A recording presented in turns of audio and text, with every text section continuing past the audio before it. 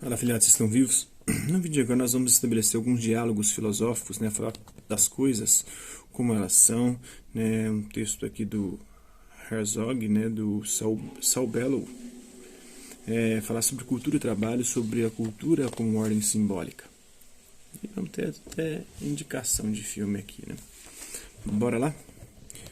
Por exemplo, o que significa ser um homem?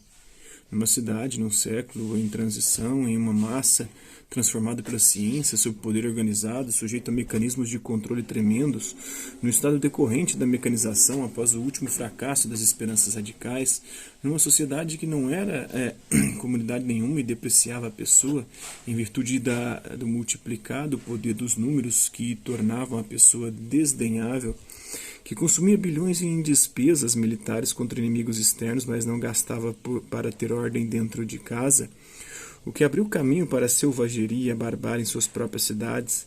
Ao mesmo tempo, a pressão de milhões de pessoas que descobriram que esforços e pensamentos unidos em comum acordo podem conquistar, enquanto megatoneladas de água formam organismos no fundo dos oceanos, enquanto as marés dão polimento às pedras, enquanto os ventos escavam os rochedos, a beleza da supermaquinaria descortina uma vida nova para a humanidade inumerável. Você lhes negaria o direito de existir?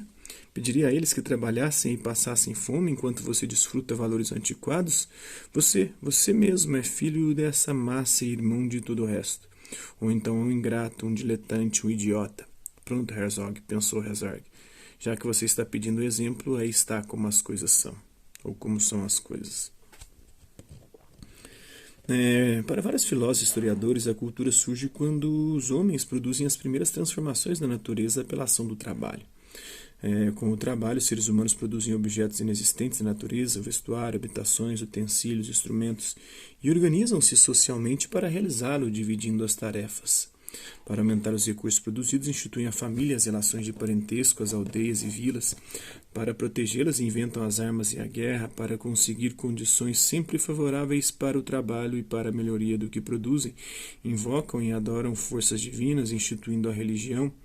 Os vários agrupamentos humanos nascidos do trabalho e dos sistemas de parentesco trocam entre si produtos de seu trabalho, inventando o comércio.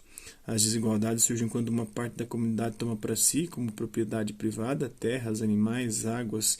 Começa a divisão social da qual surgirão as classes sociais e os conflitos, e destes a instituição do poder.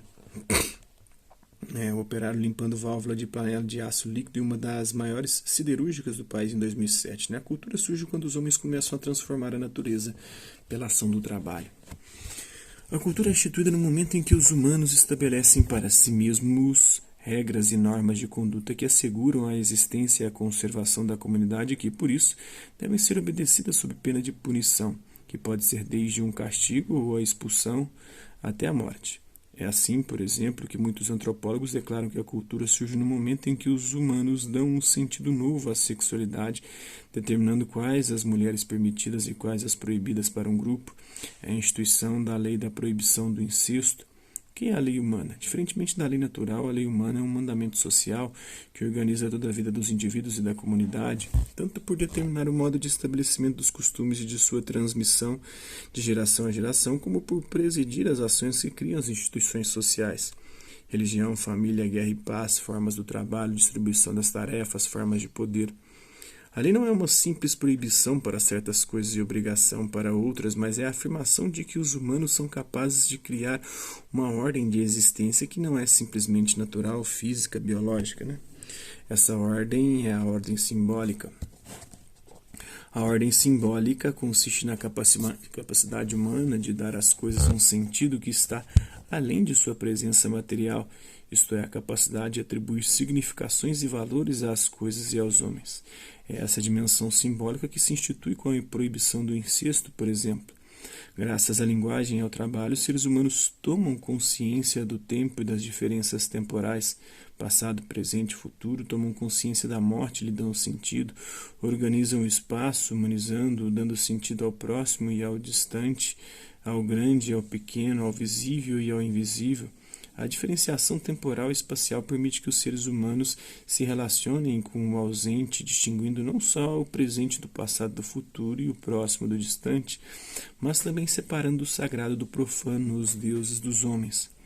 Na realidade não existe cultura no singular, mas culturas no plural, pois os sistemas de proibição e permissão, as instituições sociais, religiosas e políticas, os valores, as crenças, os comportamentos variam de formação social para formação social e podem variar numa mesma sociedade no decorrer do tempo. A filosofia é uma invenção humana e, portanto, uma atividade cultural e histórica. Indicação de filme aí para pensar a cultura, o trabalho, a cultura como algo simbólico, as coisas como elas são, é a reconstituição histórica, a Guerra do Fogo, né, de Jean-Jacques Annaud. A reconstituição histórica que retrata o cotidiano dos primeiros grupos humanos no período paleolítico, né?